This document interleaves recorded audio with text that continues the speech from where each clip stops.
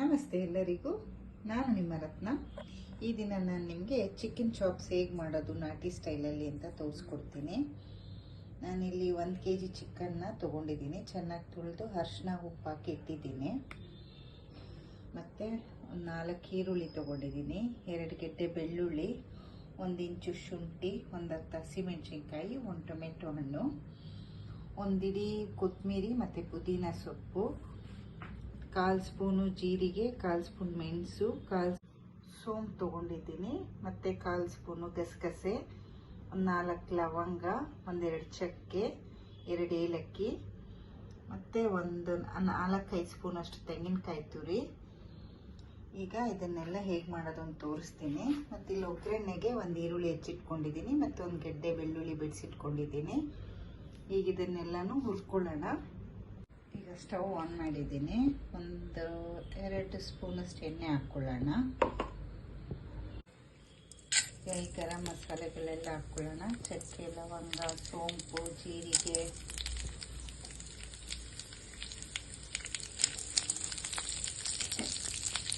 ಈಗ ಈರುಳ್ಳಿ, ಹಸಿಮೆಣಸಿನಕಾಯಿ ಹಾಕ್ಕೊಳ್ಳೋಣ. ಇದೆಲ್ಲ ಚೆನ್ನಾಗಿ ಹುರ್ಕೊಳ್ಳೋಣ. ಈಗ ನೋಡಿ, ಇದು ಫ್ರೈ ಆದಮೇಲೆ ಕೊತ್ತಂಬರಿ ಮತ್ತು ಪುದೀನನ ಇದು ಹುರ್ಕೊಳ್ಳೋದು ಬೇಡ. ಈಗ ಸ್ಟವ್ ಆಫ್ ಮಾಡಿಬಿಡಿ. ಇದನ್ನ ಹಾಗೆ ಹಾಕಿ ಜಸ್ಟ್ ಮಿಕ್ಸ್ ಮಾಡಿದರೆ ಸಾಕು.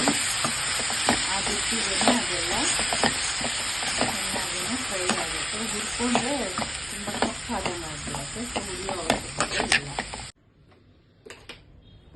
ಈಗ ಒಂದು ತಪ್ಪಲೆ ಇಟ್ಕೊಂಡಿದ್ದೀನಿ. 4 ಸ್ಪೂನಷ್ಟು ಎಣ್ಣೆ ಹಾಕ್ಕೊಳ್ಳೋಣ.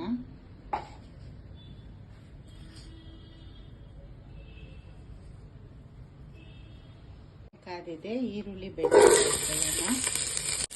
ಫ್ರೈ ಮಾಡ್ಕೊಳ್ಳಿ.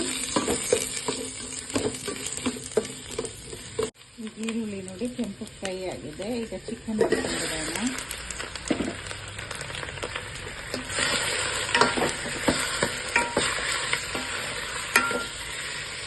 ಚಿಕನ್ ಪಿಸ್ ಆಗ್ತಾ ಇರಲಿ. ಇದೆಲ್ಲ ನೋಡಿ ನಾನು ಮಿಕ್ಸಿ ಜಾರ್ಗೆ ಹಾಕ್ಕೊಂಡಿದ್ದೀನಿ, ಫ್ರೈ ಮಾಡ್ಕೊಂಡಿರೋದೆಲ್ಲ. ಈಗ ಇದನ್ನು ರುಬ್ಕೊಂಡು ಬರ್ತೀನಿ. ಇದು ಸ್ವಲ್ಪ ಈಗ ನೀರು ಬಿಟ್ಕೊತಾ ಇರಲಿ. ಈಗ ಹೆಚ್ಚಿಟ್ಕೊಂಡಿರೋ ಟೊಮೆಟೊ ಹಣ್ಣು ಹಾಕ್ಕೊಳ್ತೀನಿ. ಇದನ್ನು ಚೆನ್ನಾಗಿ ಮಿಕ್ಸ್ ಮಾಡ್ಕೊಳ್ಳೋಣ.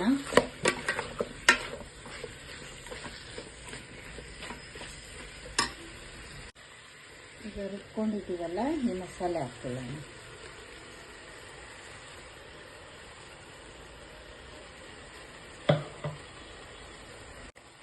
ಮಸಾಲೆ ಎಲ್ಲ ಚೆನ್ನಾಗಿ ತಿರುಗಿಕೊಳ್ಳಿ.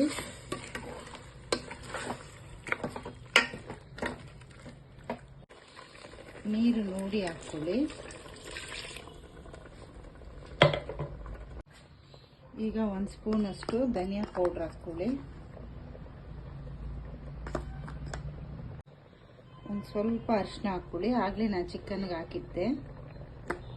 ಇದೊಂದು 10 ನಿಮಿಷ ಹೈ ಫ್ಲೇಮಲ್ಲಿ ಮುಚ್ಚಿಟ್ಬಿಡಿ.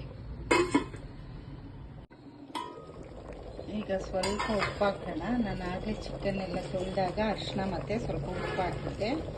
ಈಗ ಇನ್ನೊಂದು ಸ್ಪೂನಷ್ಟು ಉಪ್ಪು ಹಾಕ್ಕೊಳ್ಳೋಣ. ಮತ್ತು ನೀಟಾಗೆಲ್ಲ ಮಿಕ್ಸ್ ಮಾಡ್ಕೊಳ್ಳಿ.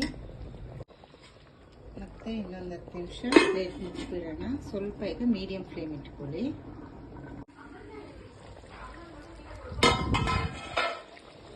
ಈಗ ನೋಡಿ, ಹಿಂಗೆ ಎಣ್ಣೆ ಬಿಟ್ಕೊಂಡಿದ್ರೆ ಇದು ಕುಕ್ ಆಗಿದೆ ಅಂತ.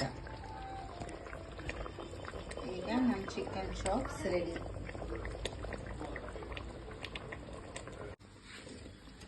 ನೋಡಿ, ಹೀಗೆ ತಿಕ್ಕಾಗಿರುತ್ತೆ. ಇಡ್ಲಿ ಜೊತೆ, ದೋಸೆ ಜೊತೆ, ಮುದ್ದೆ ಜೊತೆ, ರೈಸ್ ಜೊತೆ ಎಲ್ಲ ಚೆನ್ನಾಗಿರುತ್ತೆ. ನೀವು ಒಂದ್ಸಲ ಟ್ರೈ ಮಾಡಿ ನೋಡಿ. Thank you.